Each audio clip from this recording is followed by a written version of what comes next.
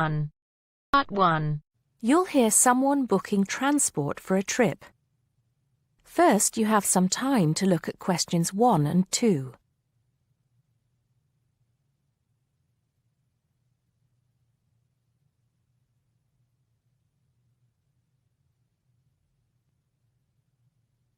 Now we shall begin. You should answer the questions as you listen, because you will not hear the recording a second time.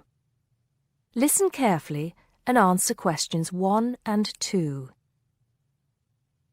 Good morning, Burnham Coaches. Sarah speaking. How can I help you? Yes. Good morning. I'm a teacher at the Down Language School. We have a bit of a problem, and I was wondering if you could help us out. What is the problem exactly? Well, we normally take our students on an excursion at the end of their course. But unfortunately, the coach firm we normally use has let us down. It seems they've gone out of business. I'm sorry to hear that. I suppose you are looking for a replacement. Well, yes. We won't need a very large coach, actually. There will be 30 students and 4 teachers. So that's 34 in all. And what dates did you have in mind? The last Saturday and Sunday of this month. That's the 28th and 29th. The 28th and 29th. Does that mean you are planning to stay somewhere overnight? That's right. Actually, we want to do the same excursion that we do every year. We usually visit Stonehenge, Salisbury, and stay overnight in Bath. It's a historical tour, really. It sounds interesting. Let me just see what we have available. Oh dear, I'm afraid all our coaches are booked out for the 28th. It's the busiest time of the year for us, actually. I was afraid that would be a problem. But you have a coach available for the 29th? Yes, we do. And it's available for the 30th as well, if that's any help to you. I'm afraid not. Sunday is the last day. The students go home on Monday. I think we'll just have to change our plans a bit and leave out Salisbury. It's a shame, but I don't think we can fit in all 3 places in one day. So you would like to book the coach for the 29th, visiting Stonehenge and Bath, is that right? Yes, I think so. Before you hear the rest of the conversation, you have some time to look at questions 3 to 10.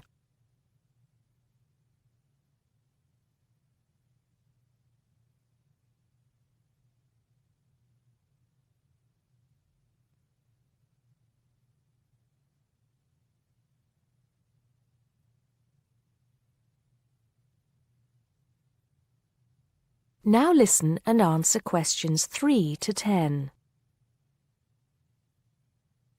Right, I just need a few details, sir. OK. My name is Paul Scott. S-C-O-T? It's double T, actually. I'm sorry. And it's the Down Language School. Could you give me the address for that, Mr. Scott? Yes, it's Down House, Hill Street, Brighton. Do you need the postcode? No, that's not necessary, but I do need a contact number. Of course. The number for the school secretary is 01273 512 634. You can contact her if you need to speak to anyone. Right, and what time would you like the coach to pick you up? Well, I think we'll have to make an early start. Would 7:30 be all right? Yes, no problem at all. What time do you want to be back? Oh, any time between 10 and 11 will be all right. Not later than 11, though. Right, I'll make a note of that. 11 p.m. latest. There's just one more thing I need to know. Presumably, you'll be visiting Stonehenge first. How long do you want to stay there? Well, we normally stay about an hour. The main objective of the excursion is for the students to see the Georgian architecture in Bath, really. Yes, Bath is lovely, isn't it? I was there myself a couple of years ago. I thought the Royal Crescent was absolutely stunning. I hadn't realised how large it is. Well, I think that's all I need to know, Mr. Scott. Thank you for booking with us. Just a minute. There's one thing you seem to have forgotten. How much will this cost? Oh, I'm terribly sorry. I was thinking about Bath. Just bear with me a moment. Yes, it's a round trip of 300 miles and a total time of 16 hours for the driver. For a 45-seater coach, that will be a total of £500, including tax and insurance. Do we have to have such a large coach? There are only 34 of us. We don't have any smaller coaches, I'm afraid. Oh well. At least we won't be cramped for space. When do we have to pay? We require a 20% deposit to confirm the booking. I suggest that you do that as soon as possible, today if you can. The balance you can give to the driver if you're paying by cheque. Have the cheque made out to Burnham Coaches. I think that'll be all right. I will have to check this with the school accountant, but if all is well, I'll arrange for someone to bring you the deposit within the next 2 hours. That'll be fine, Mr. Scott. Well, thank you very much indeed. Goodbye. Goodbye. That is the end of part 1. You now have half a minute to check your answers.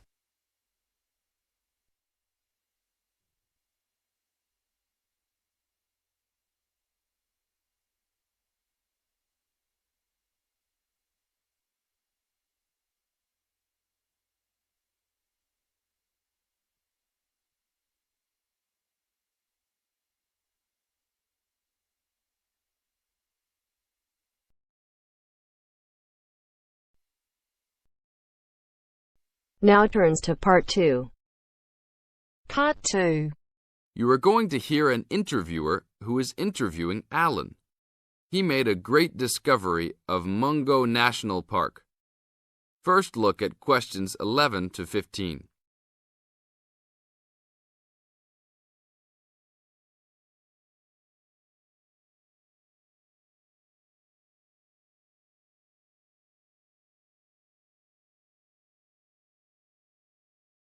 As you listen to the first part of the interview, answer questions 11 to 15. An event occurred in 1996 over a period of 3 days that attracted considerable attention at the time and led to a new find in Mungo National Park, which is the focal point of the Willandra Lakes World Heritage Area in New South Wales, Australia. I talked to Alan Moore, the organizer of this trip, about his experience. Alan, what was the purpose of your trip? Well, as you know, I love the outback and lead tours of people wanting to go into more remote parts of the country. However, I thought it was time for me too to have a holiday. So I packed up my family and we went to Mungo National Park. Why did you choose this location? It holds a record of Aboriginal life stretching back over 40,000 years. And of course, I wanted my young kids to be amazed by the main feature of the park, the remarkable Walls of China, as they're called, where wind and water erosion have exposed this long history. I see. What was the weather like? It was unusual for that time of year. The rain was just one continual downpour after another. We were always soaked to the skin. So we decided to cut our holiday short and only stayed 3 days in the end. However, it was eventful. The obvious problem was to get back to the nearest town, a small place called Burunga. But the dirt roads out there are always impassable after rain, so we settled down for a long, wet wait in the park. We didn't really mind because the scenery was so interesting. However, the kids wandered away without our noticing, and eventually we realized they must be lost. So we used our two-way radio to contact the park rangers and the police, and a helicopter was sent. Luckily, the kids were found within a few hours, but they'd made an important discovery. Now look at questions 16 to 20.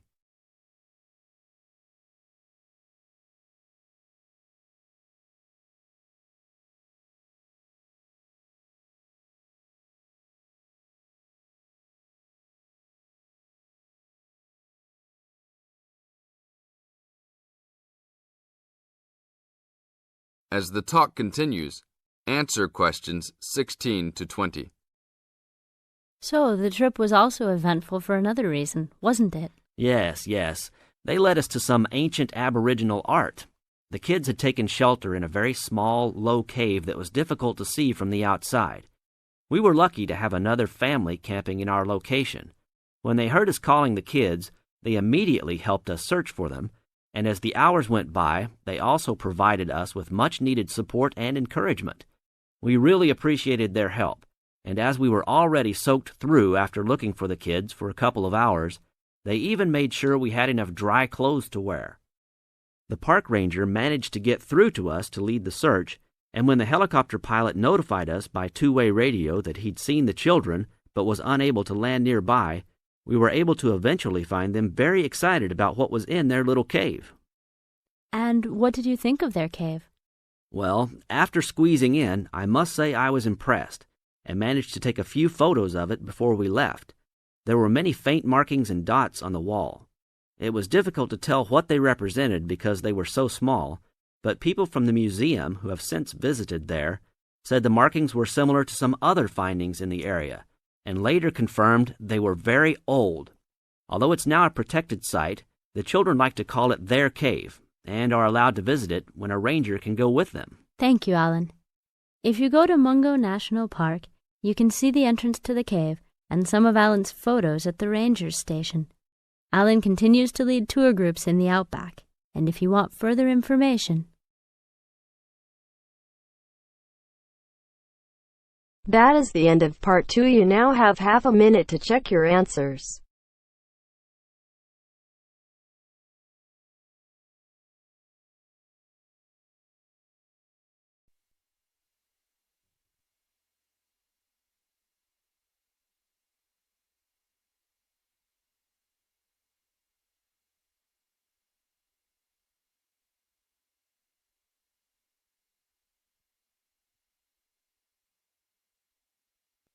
Now turns to part 3. Part 3. You will hear an interview with Professor Green from a local university which enrolls a large number of overseas students in its courses. He is talking to Indra, a student representative, about the importance of attending lectures. First, you have some time to look at questions 21 to 24.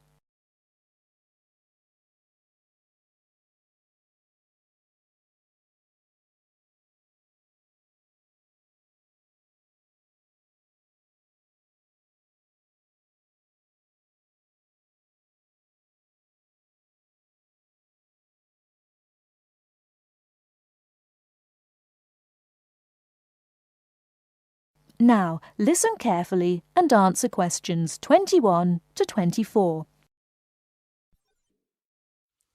Good afternoon, Professor Green.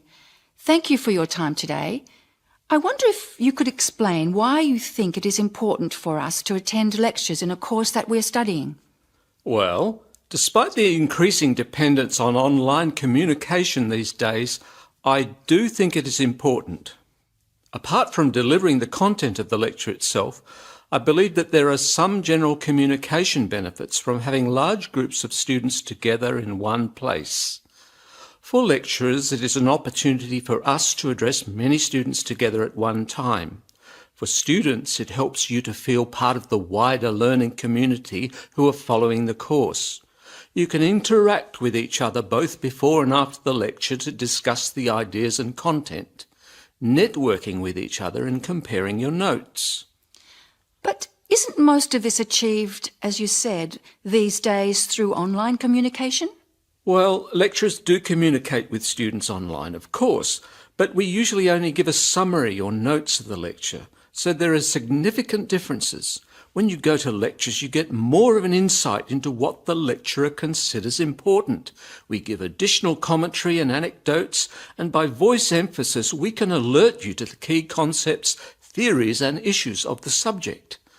By not attending lectures, you might miss crucial information about what we are expecting in an assignment. You know, these extra things can make a difference. Okay, but there are tutorials. There is a lot of interaction between students and lecturers in tutorials. Can't all this be done in tutorial discussion groups instead of having lectures? Yes, to some extent, But during lectures, the lecturers can sensitise you to the debates and the controversies that are dealt with in the literature.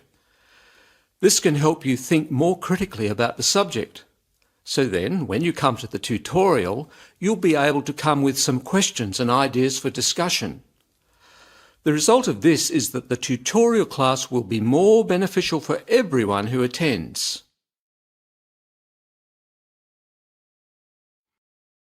Before you hear the rest of the talk, you have some time to look at questions 25 to 30.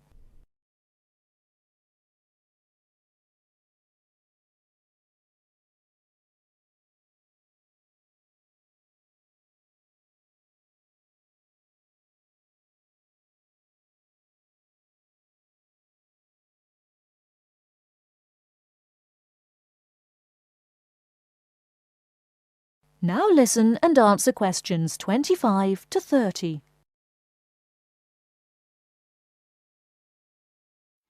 I see your point. However, surely this also depends on whether students are able to understand and follow the lecture well. What strategies do you recommend to help students get the most out of lectures? I would say that first of all, it is important to do some pre-reading. By doing this, you get an orientation to the topic. You'll become familiar with the key terms and you'll be able to follow the lecture points more easily. I also think it is good to arrive early to collect handouts and to find a seat where it is easy to see and hear what is going on. Then, importantly, during the lecture itself, you need to be attentive. I know from experience that it is often difficult to be attentive. What can students do to improve their attentiveness during the lecture? I think that there are two keys to following a lecture successfully: using the visual cues and using active listening techniques. By maintaining eye contact with the lecturer and following how the lecturer makes use of the slides, whiteboard and so on, you are using the lecturer's visual cues, which help make the structure of the information clear and give you a sense of what's important. Then, using active listening techniques will also help you to process the information. What do you mean by active listening techniques? Well, you need to pay attention to the methods the lecturer uses to highlight important information. As I said before, in the spoken language of a lecture, we get the benefit of things such as stress and intonation, use of examples and anecdotes, as well as the language signals used to show relationships between ideas. Yes, I see what you mean. These things will be missing in written summaries. And what about taking notes? Does that help? Taking notes helps you to concentrate, so I would certainly advise you to do that. It's difficult to listen and write good notes at the same time, so it does take some training. Yes, taking notes needs a lot of practice, I've found. Do you have any other advice? Well, I can't finish without stressing the importance of formulating questions while you are listening. During the lecture, you should ask yourself questions about the content of the lecture and the points you are following. Ask questions like, what are the benefits or problems? What other examples are there? How does it work? Why does this happen? This will keep you focused and actively engaged in the content of the lecture. Professor Green, thank you very much for your valuable tips and your time today. You are very welcome. That is the end of part 3. You now have half a minute to check your answers.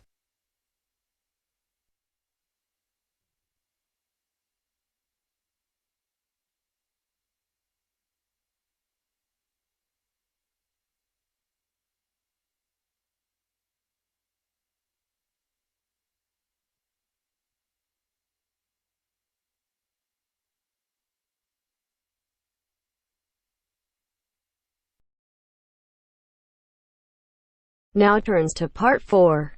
Part 4. You will hear a lecture on time. First, you will have some time to look at questions 31 to 40.